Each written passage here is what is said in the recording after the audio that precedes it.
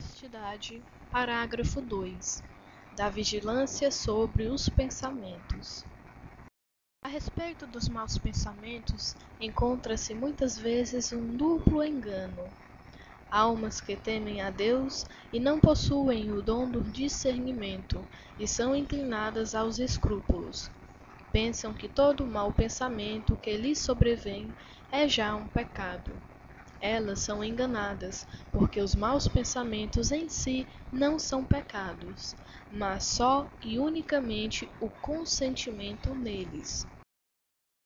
A malícia do pecado mortal consiste toda e só na má vontade, que se entrega ao pecado com claro conhecimento de sua maldade e plena deliberação de sua parte. E por isto Santo Agostinho ensina que não pode haver pecado onde falta o consentimento da vontade. Por mais que sejamos atormentados pelas tentações, pela rebelião de nossos sentidos, pelas comoções ou sensações desregradas de nossa natureza corpórea, não existe pecado algum enquanto faltar o consentimento. Como ensina também São Bernardo, dizendo: o sentimento não causa dano algum, contanto que não sobrevenha o consentimento. Para consolar tais almas timoratas e escrupulosas, quero oferecer-lhes aqui uma regra prática feita por quase todos os teólogos. Quando uma alma que teme a Deus e detesta o pecado, duvida se consentiu ou não em um mau pensamento, não está obrigado a confessar-se disso, porque em tal caso, se tivesse realmente cometido um pecado mortal, não estaria em dúvida a esse respeito. Porque o pecado mortal, para uma alma que teme a Deus, é um monstro tão horrendo que não poderá ter entrado em seu coração sem o perceber. E são mal instruídos, julgam, pelo contrário, que os maus pensamentos nunca são pecados, mesmo havendo consentimento neles, contanto que não se chegue a praticar. Este erro é muito mais pernicioso que o primeiro. O que se não pode fazer, não se pode também desejar. Por isso o mau pensamento em si contém toda a malícia do ato. Assim como as más obras nos separam de Deus, também os maus pensamentos nos afastam dele e nos privam de sua graça. Pensamentos perversos nos separam de Deus. Como as más obras estão patentes aos olhos de Deus, também sua vista alcança todos os nossos maus pensamentos, para condená-los e puni-los. Pois um Deus de ciência é o Senhor, e diante dele estão patentes todos os pensamentos.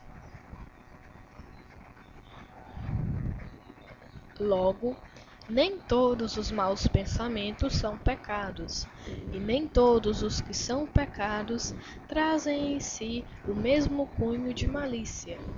Devemos considerar 3 coisas quando se trata de um pecado de pensamento, a saber, a sugestão, a deliberação e o consentimento.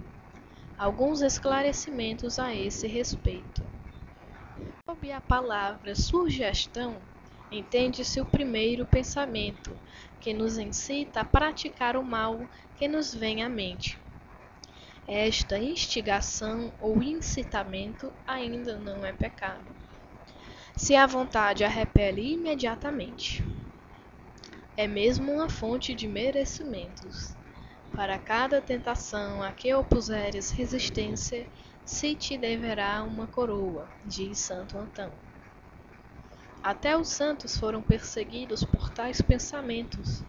São Bento revolveu-se sobre os espinhos para vencer uma tentação impura, e São Pedro de Alcântara lançou-se em um poço de água gelada. São Paulo nos informa que também ele foi tentado contra a pureza.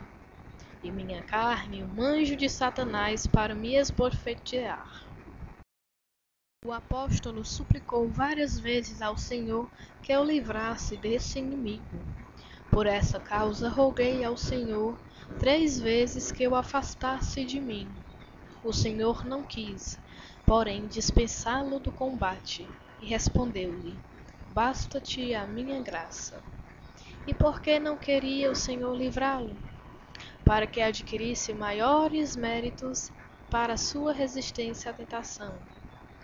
Porque a virtude se aperfeiçoa na fraqueza. São Francisco de Sales diz que quando um ladrão procura arrombar uma porta, é porque não está ainda dentro da casa. Assim também, quando o demônio tenta uma alma, é porque se acha ela ainda na graça de Deus. Santa Catarina de Sena foi uma vez horrivelmente atormentada pelo demônio durante 3 dias com fortes tentações impuras.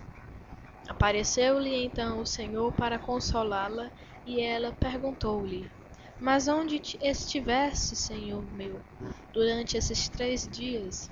Jesus respondeu-lhe: Dentro do teu coração, dando-te força para resistires à tentação. E o Senhor deu-lhe a conhecer que o seu coração estava, depois da tentação, mais puro que antes. A sugestão segue-se à deleitação. Quando nos damos ao trabalho de repelir imediatamente a tentação, sentimos nela uma certa complacência ou prazer, que nos vai arrastando ao consentimento. Mesmo então, se a vontade não dá seu assentimento, não há pecado mortal, quando muito poderá haver pecado venial. Se, porém, não recorrermos então a Deus e não nos esforçarmos por resistir à tentação, facilmente nos sentiremos arrastados ao consentimento, perdidos, segundo as palavras de Santo Anselmo. Se não procurarmos impedir a deleitação, ela se transformará em consentimento e matará a alma. Uma senhora que tinha fama de santa teve um dia um mau pensamento que não repeliu imediatamente, e pecou por pensamento. Por vergonha, deixou de confessar este pensamento criminoso e morreu pouco depois em estado de pecado. Porque morreu com fama de santidade, mandou o bispo que fosse sepultada em sua própria capela. No dia seguinte, porém, apareceu-lhe ela toda circuncidada de fogo, e confessou-lhe, infelizmente já tarde demais, que estava condenada por ter consentido no mau pensamento. Toda a malícia do mau pensamento está, porém, no consentimento. Havendo pleno consentimento, perde-se a graça de Deus e chama-se sobre si a condenação eterna. Quer se tenha o desejo de cometer um pecado determinado, quer se pense ou reflita com prazer no pecado, como se o estivesse cometendo. Esta última espécie de pecado chama-se uma deleitação deliberada ou morosa, e deve-se distinguir bem da primeira, isto é, do pecado de desejo.